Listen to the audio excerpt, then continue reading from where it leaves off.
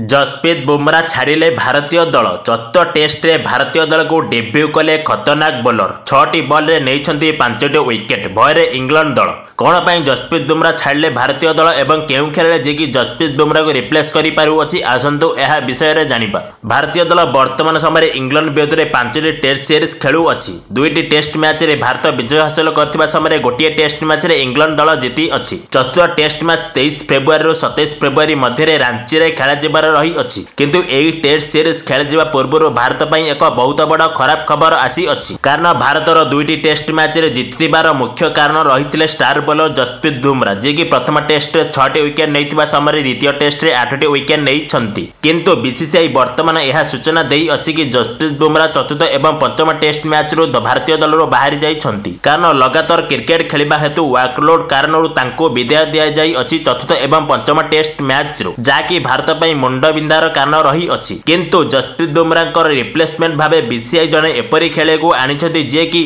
Ranji trophy मानकरे 6टी ball रे 5टी wicket नेइकिरी गोटे नुआ रेकर्ड निज नाम रे करिछंती। से हेउछंती यंगस्टर एवं आरसीबी दल पटे खेलुथिबा आकाशदीप, जे कि 29टी मैच रे 3.5 रो इकोनॉमी रे 103टी विकेट नेइथिबा समय लगातार 5टी मैच रे 5टी लेखा विकेट नेबाक मध्य निज नाम रे रखिछंती आकाशदीप। आपण मानक मतरे कोन जसप्रीत बुमरा को रिप्लेस करि परिबे आकाशदीप? कमेंट करी निजर मतामत जणाନ୍ତୁ।